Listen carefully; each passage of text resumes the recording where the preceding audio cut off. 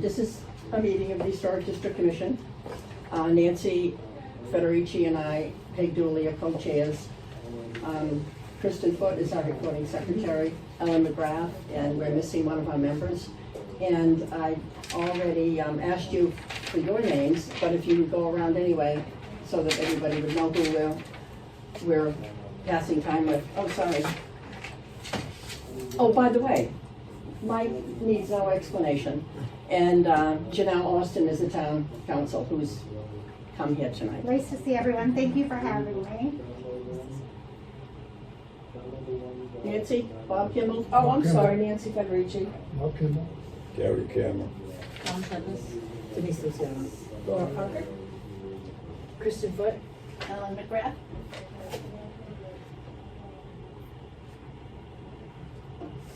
Janelle Austin. Nice to see everyone.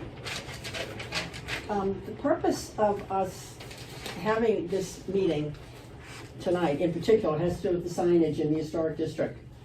And I'll just leave it at that. Janelle? So thank you for having me, to both of you, to Nancy and Peg this evening. I'm here to give an overview of First Amendment and constitutional principles and as they apply to signage throughout town. Obviously the HDC is a zone or an area within the town of Norton, and there's been significant litigation and regulation review, so to speak, in the past several years regarding sign regulation by government entities. So what we know, and I'll sort of give a backdrop, and I'm happy to answer any questions that anyone may have, so feel free to jump in. I hope you all get the sense that I'm a pretty approachable person. I know some of you in this room, I've worked with many of you over the years. Certainly any questions, any questions you have, I'm happy to answer them. I would say this is an overview type conversation, and why I always say that is, we are town council to the town, so I don't want to be in a position where I'm publicly providing any specific privileged information in open session. I know you all can respect that. But like I said, I'm happy to give an overview of constitutional principles as they apply in the HDC and as they apply generally in the town, so you all have the information. And certainly if there's any specific questions after the overview, I wouldn't say it's a training, but an overview of sign regulations, certainly reach out to the town manager's office or to Peg or Nancy, and I'm happy to answer any questions that may come up sort of in a more private setting, so to speak.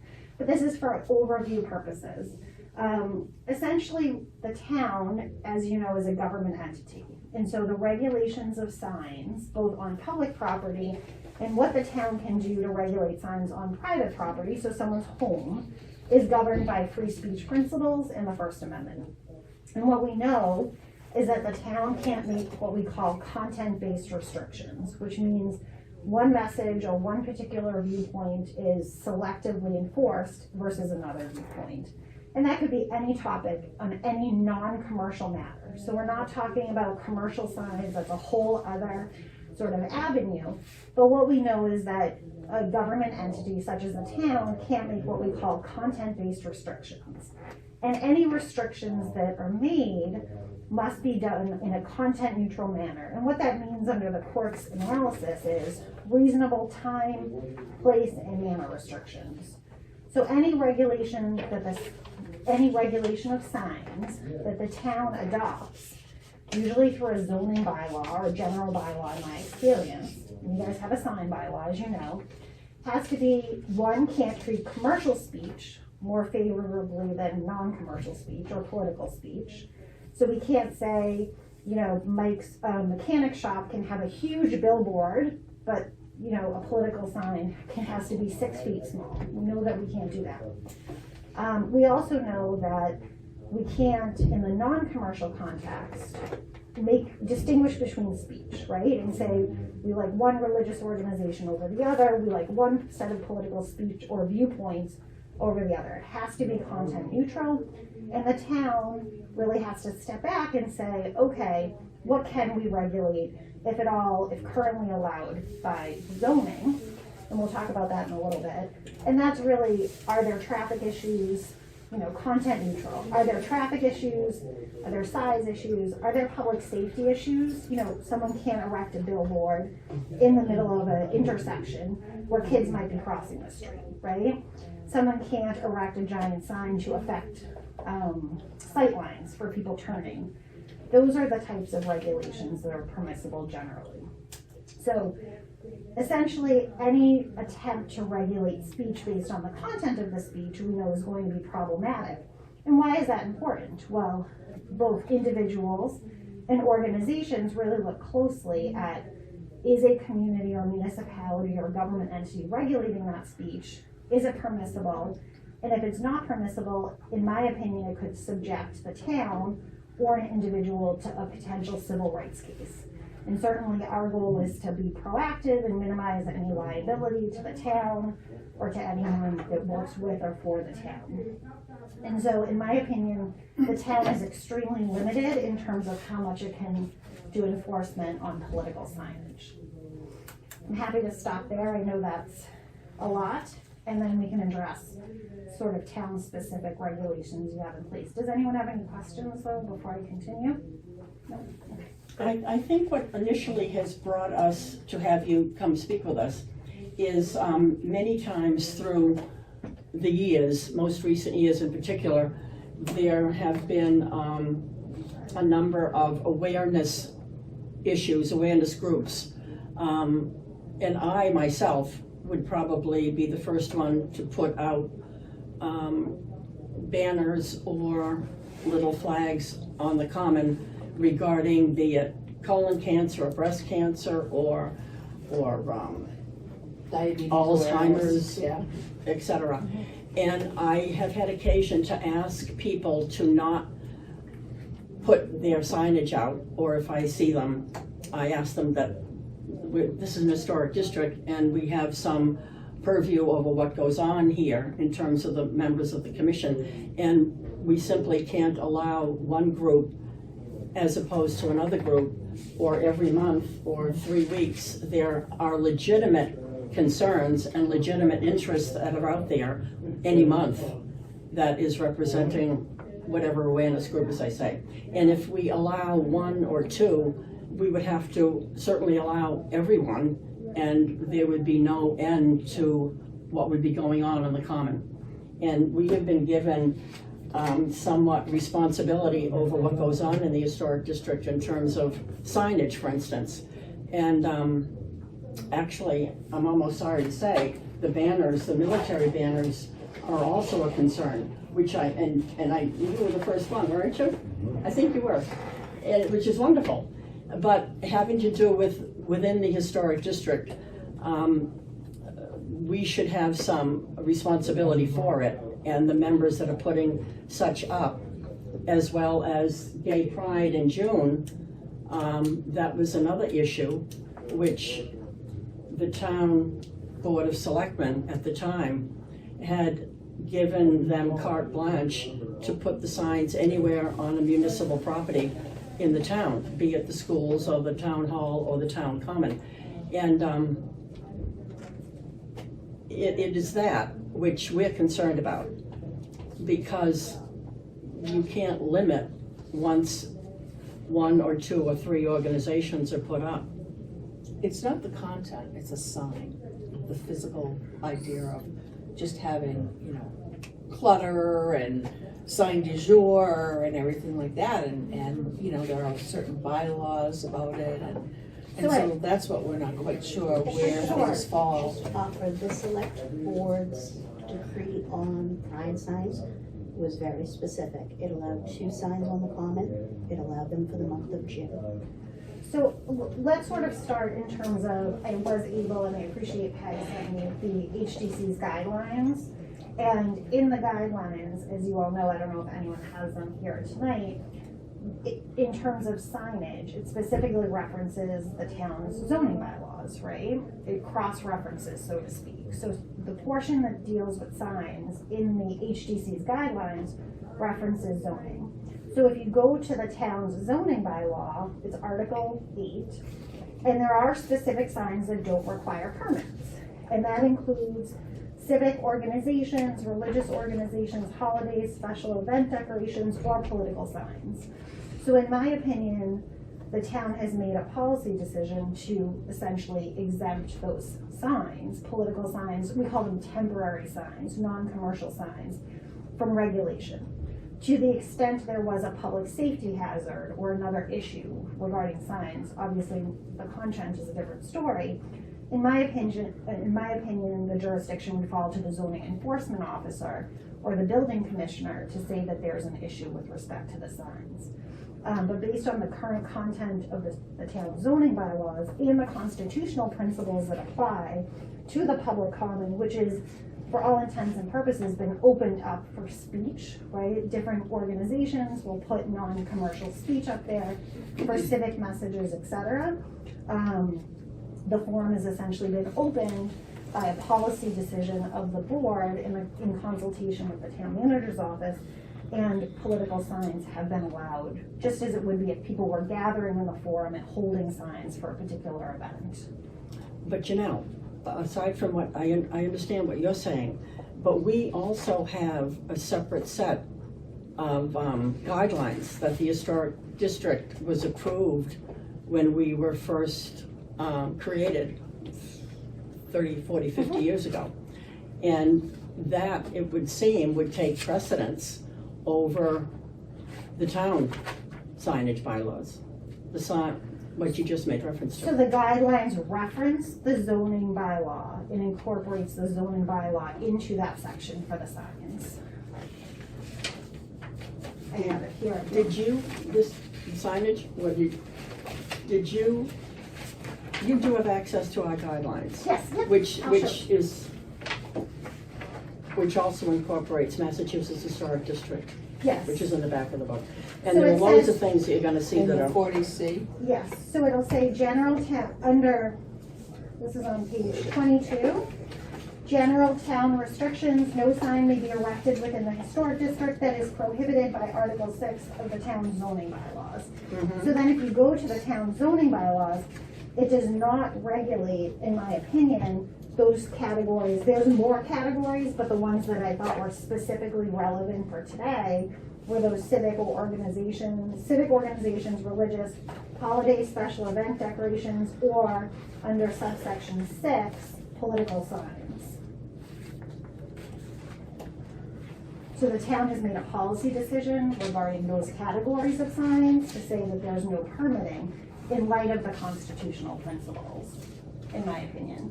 So I have a quick question, just to Sure. kind of back it up a minute. I think there's been some discussion or misunderstanding around who's responsible for giving authority for placing temporary signs on the common to begin with over the years. And I'm not sure that has landed, but I know that the select board believed that they did at some point here and there throughout history, and that you did at some point. As I read the historical MGL, certainly structural permanent changes, I for sure fall within the Historical District Commission, absolutely. But these temporary signage, does that fall within their authority to begin with? In my opinion, it would fall to the select board as the custodian of that town property. Yeah, okay. Subject, obviously if there's bylaw violations or something along those lines, it would fall to the zoning enforcement officer, but in my opinion, it would fall, just like anything placed at town hall, would fall to the custodian of that property. Okay, thanks. So I think that the big thing, which is great, which is what you're all doing here this evening, is really being proactive. I've been involved most recently in the past couple of years where the ACLU or a resident will, and this isn't to scare anyone, but like initiate a lawsuit or send a demand letter saying my rights have been violated, whether there's been a removal by a government entity of a sign on private property, a political sign on private property, or if there's been this sort of notion that certain signage has been allowed for one group or not another, which I understand is not the issue here, but sidewalks, parks, locations that have this sort of traditional public forum analysis, people gather at those locations. There may be political candidates that meet there. There may be other events that are celebrated there. really have those sort of hallmarks, we call them, of places where public speech is traditionally posted. And once that forum's been open, obviously, again, if there's a public safety risk, ADA accessibility issues, those are the types of categories that we really say, yes, maybe the sign shouldn't be here because you're blocking the crosswalk, or like we said, a kid can't cross the street. But that would really be working, in my opinion, collaboratively with who placed the sign to say, can you relocate the sign to an alternative location in the same vicinity? There can be reasonable regulations, we don't want gigantic signs everywhere. But in my opinion, it's very fact specific, and if there's a handful of signs or 2 signs or 3 signs, unless it poses a public safety risk, we would want to analyze it through that First Amendment analysis. I think to be clear, in the past, political signage was allowed on the common anytime, or in the Okay. historic district. Okay. That was never a question. Okay. If anyone was running for office, we could Yep. stand up and hold our sign and all Yep. that. But when we left, we had to take the sign with us. Right. We couldn't just turn around, stick it in the ground Yep. and walk away. So I think that what they're trying to figure out here is what exactly their rights are when it comes to the actual historic district. If I want to put a sign in my yard, they can't say anything about that. Right. But I think they're more or less looking for direction on what to do with any kind of political sign. Whether it be by a group or by an individual, should be something that should be clarified. And I know the bylaws, the sign bylaws, we adopted those back in the 90s. We tried to correct some of the issues that were, really serious back then and trying to modify it. We did take into account the coverage of the historic district. We probably didn't think of that. We're looking at the town as a whole. So And I I guess the think, question is, what's the difference between everything outside of the HDC and everything inside? so usually in my experience, what HDCs will review, subject of course to the sign bylaws that the community has, is more of those commercial signs in terms of awnings, anything affixed to a structure. In historical areas, there may be signage going in and out. Certainly there may be certain lettering that's affixed to a building. That's the sort of notion generally. To the extent the town wanted to regulate, non-commercial signs in the HDC, it would have to fall under the First Amendment analysis that we talked about. But I think the language that currently exists in town really does refer back to say that those specific signs that I read don't require those permits at this time. And I think this is an issue that, comes up all of the time. I had mentioned this to Peg. It's something that comes up several times monthly from me. Sign bylaws are incredibly complex, both to implement and to enforce. There are those golden rules, so to speak, that we talked about in terms of not treating commercial speech more favorably than non-commercial speech. The one big takeaway is that the courts are constantly evaluating all of this, and so something that's adopted even 3 or 4 years ago may need to be revisited. So, I understand that it's a very difficult legal and policy issue to look at, and the courts, every decision that comes out every year, adds a new level of analysis to it. But those are the benchmarks, so to speak, of what the constitutional principles are. So the sign bylaw we adopted back in the late 90s restricted the size of signage. It did restrict it, no matter where it was placed. Political signs were a certain size, and I know over the years we've had to call a couple people out because they made signs that were bigger than what was regulated, regardless if it's in the HDC area or not. So in the case of a banner, I don't remember the bylaw and how it reads, but I know there's certain restrictions of size of any sign in town, so that would apply. That includes signage on commercial buildings or, Yep. you know, we just went through a routine where we replaced a sign in front of the historic society schoolhouse, you know, where we followed certain guides and regulations for that. So, you know, there are rules in place. Just a question of like, when the select board approves, say, a banner for the common, it has to fall within that certain size range in order for them to do that. And in my opinion, that would be content neutral, because it's the same set of facts and circumstances that would apply to everyone. There was a huge landmark decision in 2015, which is recent for constitutional cases, involving, it's called Reed versus Gilbert of Arizona, and I can certainly circulate, we wrote a whole memo on it, I'm happy to send it to everyone. But essentially what the Supreme Court said in that case was this regulation in Arizona treated commercial speech, had different dimensional requirements, different durational requirements, different size requirements essentially for non-commercial speech, but you could only have a tiny sign for political speech, and they said that wasn't allowed, that it should be at least equal, but political speech obviously has more protection than non-commercial speech. So that's something to look out for as well.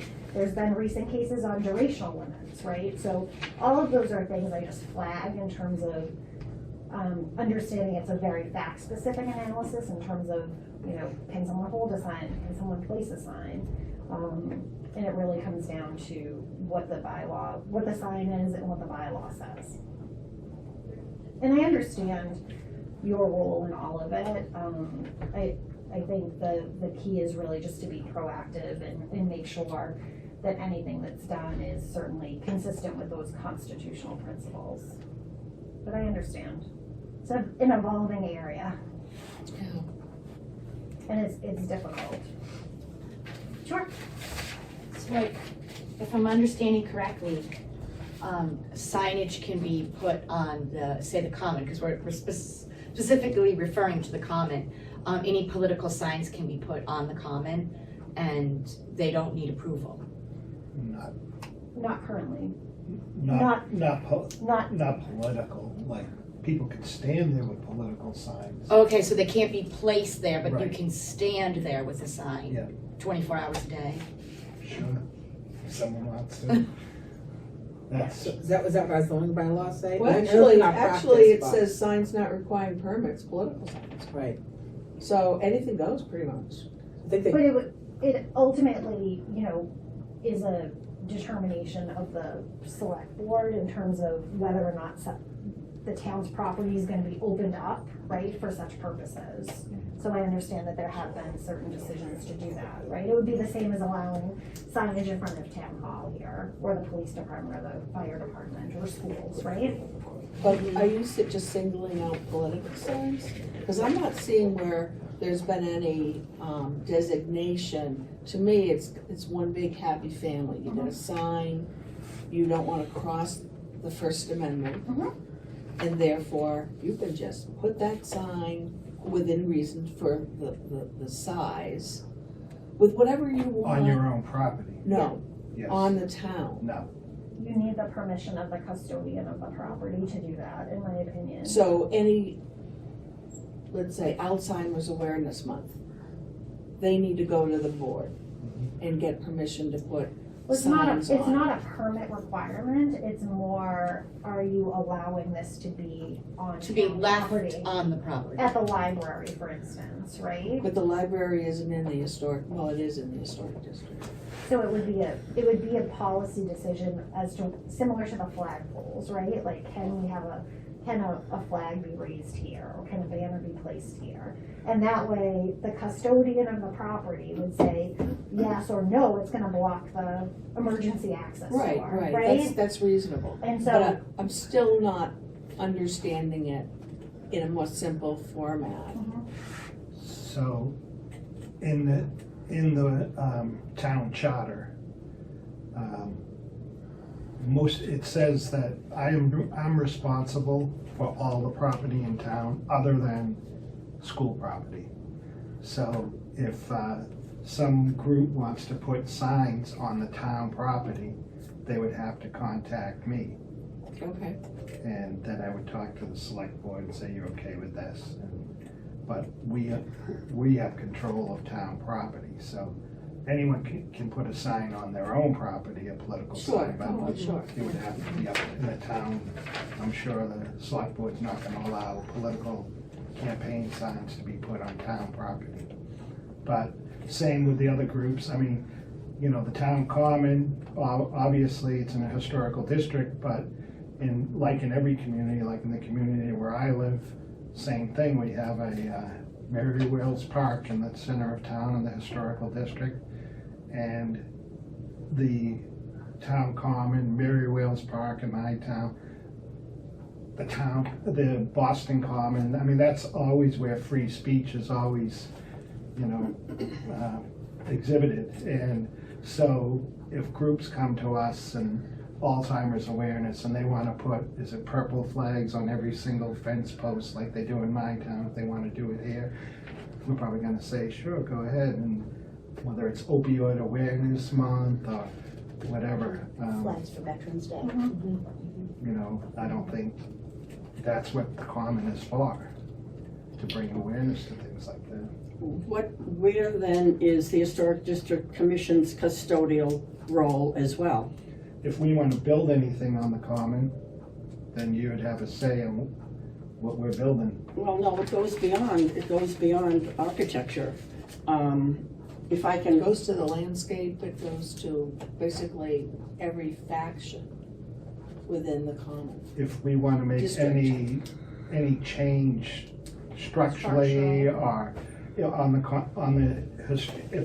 if the town wants to make changes in the historical district structurally, or if a landowner wants to make changes historically, Structurally and structurally architecturally. then they have to come before you. But I think when you go through all the different layers of all the different guidelines, and especially when you go on and you go through the 17 different 40C Mhm. things, it broadens it. I mean, it considers structures as a sign. I mean, that's why we're like, who's on first, what's on second here? And we're just trying to make sure On whether it's meant that to be permanent. it just doesn't turn in, you know, why have something Well, I would that's think, supposed to have historical value, but then it looks kind of like, you know, I think that type of what thing. the cases say is those are generally temporary signs, you know, for non-commercial speech, there's. But what do you consider temporary? That's the whole Well, not thing. something erected to a building or a structure. But right, but if you have things that are there for 6 weeks, I think that would, under the cases, the courts would say that that is still temporary. right, but 6 weeks is I mean, in other words, you're going to the sole purpose And I- of, you know, you're not really denying it as far as free speech. We're just talking about junk, clutter. It's like when your neighbor has like 14 cars, you know, and they probably love their cars and it's beautiful and everything like that, but I mean, I'm just trying to understand the logic behind when you put something in a specific compartment, if you will. That, I mean, I don't go to Lexington and I don't see Lexington Common have a bazillion signs all over it, or food trucks and things like that, because there's kind of a sense of respect for the reasoning behind the designation. And I think, you know, you're trying to keep up an appearance, you know, that I don't think they had lawn signs back in 1711. You know, so I mean, that's our only concern, is next thing you know, we're gonna have art exhibits and we're gonna have this and that. A daily thing, I can't see a problem with that. I think that's fabulous. But when you start to get, you know, this thing, I mean, Wheaton College even comes to us and says, look, we'd like to have this person who's well-known And they're doing these stick figures, and we're like, yeah, go ahead, you know, I mean, it's away from the main drag. But otherwise, you know, you start to muddle, I think, with the intent. And that's just that's my feeling. Janelle, before you answer or respond, Mike had copied these off and we passed them around. And if I can just read a couple of things. The first page, 62-2, the purpose of this bylaw is to promote the educational, cultural, economic, and general welfare of the public through the preservation and protection of the distinctive characteristics of buildings and places significant in the history of the town of Norton. It goes then on to the second page, the general regulatory powers. Signed, that's by the way, 66-5C. General regulatory powers. The commission shall have control over blah, blah, blah, blah, including signs on lots, buildings, and structures. The commission may also administer for the town any properties which the town may vote to place in its care and may be assigned, et cetera, et cetera. Down the bottom, 66-6. The Historic District Commission shall not make any recommendation or requirement with regard to new construction, et cetera, of preventing developments incongruous to the historic aspects or architecture of the surrounding historic district. I mean, we're simply trying to keep it simple. We certainly can't bring it back to 1800s, everything, but all of what was recently done on the common with the Restoration, yeah. with the fencing, with the landscaping, with the plantings. We have so far been, not me, but many people in the community have so far been successful in not driving 140 through the center, including the common. And therefore, because most people would like to keep the common as the common is, with the historical significance and the simplicity of it all. And that's what we're concerned about. And again, many places throughout our guidelines and the other pieces of information that we come across, it does give us these regulatory, which sounds very strong, these regulatory responsibility for what goes on there. I'm happy to respond. I think, again, in my opinion, from a legal perspective, it does reference construction, architectural features, buildings, and structures. And signage. But structures, if you look at 40C, structures. Include signs, yes. Yeah. It does, yes. I'm aware of that, but then it also specifically references the bylaw in your signage guidelines, which again is That's old though. right, but then that cross-references the town's current zoning bylaw that has those specific exceptions for those non-commercial signs. As I And that would be understand it, under the jurisdiction of the zoning enforcement officer if there was a violation of the sign bylaw, in my opinion. So I think, just to play, lawyers don't do hypotheticals a lot, but like to play this out, if someone wanted to build a lemonade stand in the middle of town common and put a huge billboard on top, that would be a different story. One, they would need, the town manager and the board's permission, but they would also have to come to you for a review, subject to any requirements. For this, these are temporary political signs, so in my opinion, the First Amendment analysis would apply in terms of, has the forum been opened, has signage previously been placed there, are there content neutral restrictions, is there a location that might But I be don't think better? we're not focusing on political signs. That's the whole thing. I mean, Alzheimer's awareness is is that a political Well, it's sign? non-commercial. It's a non-commercial, so we're Non-commercial. really looking at more of, we've never had issues with political signs and stuff like that because they come and go. Or they get stolen, that's the other thing. And they What don't we're want to be there looking to at begin is because we've become so able with technology and plastic and all that kind of stuff, we can have a sign du jour, 365 days. And I've lived in a lot of places. I'll tell you, you put one or two signs on the common, I'm more worried about missing the light or not taking the right turn or something like that. And you see those signs all over town, we're such a small town. So being in the common, I think, is really not like, oh my God, everybody's coming out of the farmhouses at night, and they're gonna see it at church on Sunday.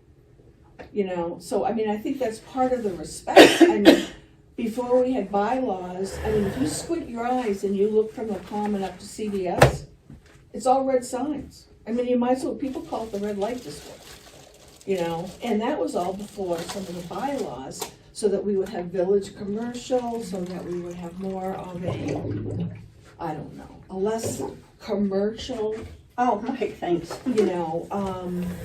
environment. So, it just seems to me, barring political stuff, we're not concerned about that. We just want to make sure that we're doing the right thing for the historic endeavors of the district, but also doing right by the citizens of, the town that do want their signs. I mean, I belong to Charlie Garden Club. We'll put them all over here for like 6 weeks or something like that, and then you're gonna see everything else go. It's just gonna be like Disney World. So that, in my opinion, in a lot of communities that we work with, have very comprehensive zoning bylaws that say, in this district, you can have this size sign, non-commercial, commercial, temporary, non-temporary, right? Those sign bylaws, zoning bylaws generally, still need to be consistent with First Amendment. So I'm not saying, I just want to be clear, that the town cannot regulate signs. I think the town can regulate signs. I'm looking at it through the lens of what is on the books, right? What your zoning bylaw currently has, what the guidelines currently have, and also, sort of the past practice in terms of allowing certain signage in certain areas of town under that constitutional analysis. In some towns, ban signs in most of the town, right? I'm not saying it can't be done, but those are really complex policy decisions.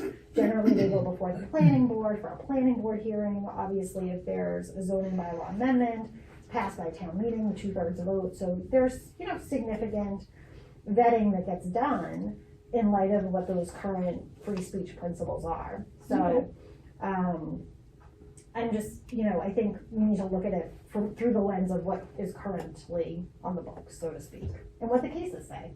But I I think certainly understand. based on past practice, Yep. we've always recognized that that's a historic district. Mhm. Previous select boards or planners or whatever. We've never had, ever that I recall, where anyone was allowed to put anything in the district. I guess maybe we weren't clear ourselves on what the restrictions were, the allowances were. But out of respect, we never did any of that.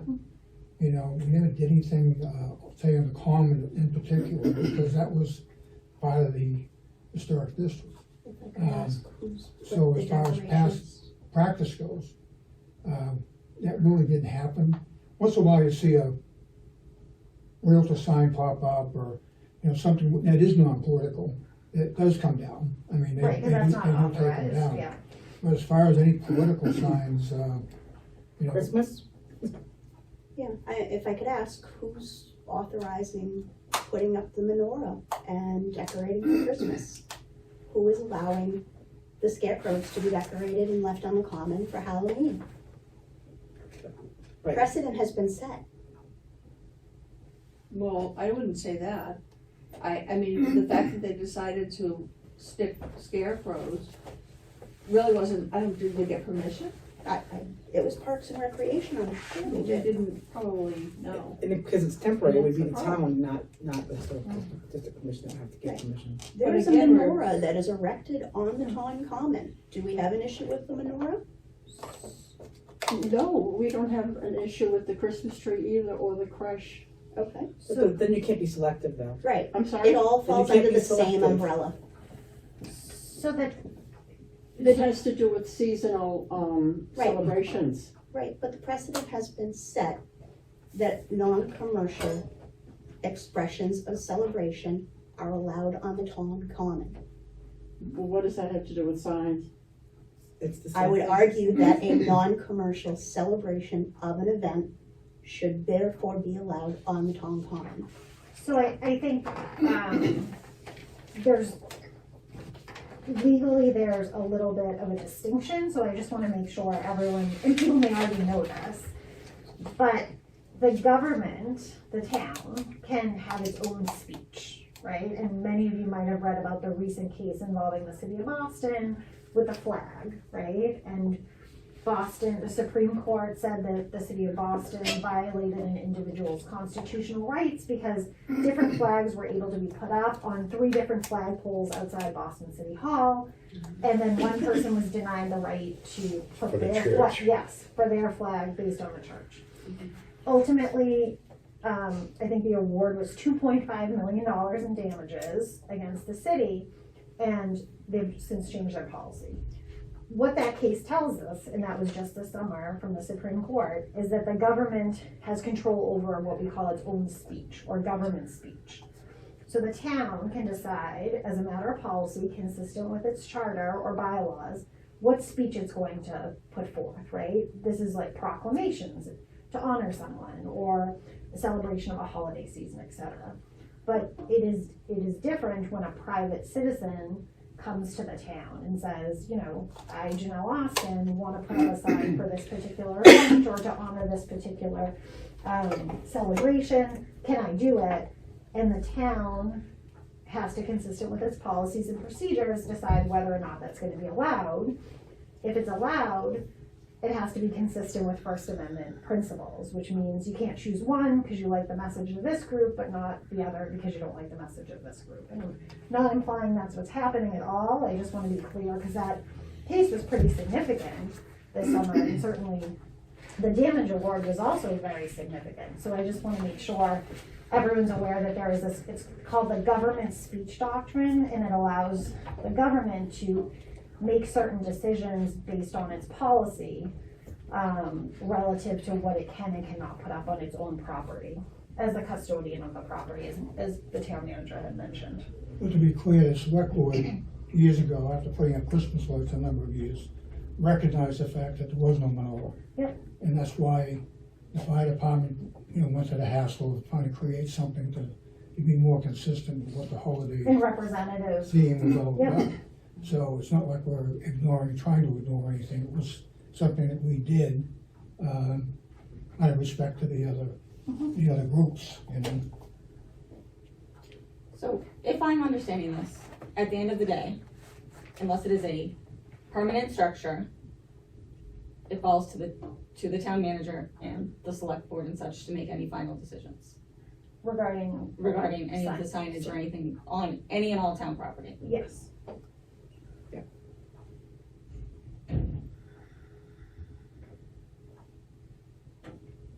So let's talk about we're members of the Veterans Council here in Norton. So we want to talk a bit about the veterans flags that the banners we put up on East and West Main and Mansfield Avenue, Taunton Avenue. A lot of those do fall within the district. We go beyond it. We're starting to get beyond the district now, but And where are they placed? it's been telephone poles. Telephone poles. So that's gonna be the telephone company's property, right? Yep. So it's gonna We've never require, objected so far to us Okay. putting flags or anything of it. so that would be the same, the analogy I always give for state highways or telephone poles or any sort of private property would be the same as going to your neighbor and saying, can I put this sign up on your neighbor's property? It would be the same as that. And again, I don't know what they would say, it would be up to their review. They have safety considerations on their end. And I know state highway, I've had experiences where there's been signs on state highways and generally that's not allowed as well, but it's up to them. Oh, we've got no problems with it. Okay, good. What I wanna know, excuse me, ma'am. What is Nancy. Nancy? Yeah. You mentioned junk and clutter. Mhm. What are you referring to? What? Well, a lot of times people make it their own homemade, they could, if they start seeing other people's, taking a poster board and sticking it on a piece of wood, you know, and let's do the food, you know, the food sale, and this and this and this and this. You know, I mean, if people start seeing more and more and more and more, we're gonna do more and more and more and more, because I will. Yeah. I'm gonna make sure that Yard whatever signs. I'm I didn't know what charged you were of- referring to. Yeah, you know, I mean, it's that type of thing where, We're constantly taking down yard sale signs. Or Realtor somebody's selling, Yeah. selling screwdrivers at the Okay, well, VFW more or specific. Yeah. real estate open house signs that don't belong there either. Yeah. Because it's not the property on which the house is being open housed. That's a constant battle around town, the commercial signs that people put up. I mean, you've taken them I down. have. Are you gonna continue? I would also just, I don't wanna inundate everyone with legalese, so to speak, but there is a section I just wanted to point everyone's attention to, which is section 175 dash 8.4 of the town's zoning bylaw, which does also say that political signs are allowed in all zones. So that's, oh, it looks like you have it right there, Nancy. You can look at it. Would you repeat the number, Janelle? Sure, it's 175 dash 84.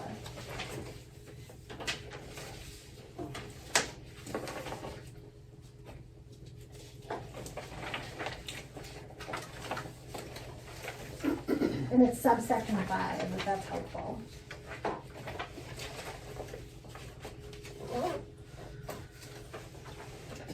And subsection 7 deals with the temporary signs as well,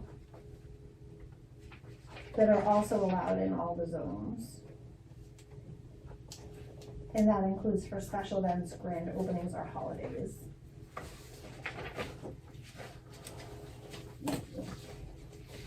I certainly can send along the materials on the flag case if anyone's interested. They're on our website, but I can send them to Michael.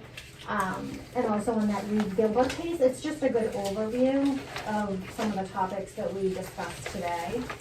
And I appreciate everyone's time. I know this is a very hot topic issue going on across the state right now as everyone kind of balances sort of the aesthetic value. And I certainly understand that with the constitutional principles as well. So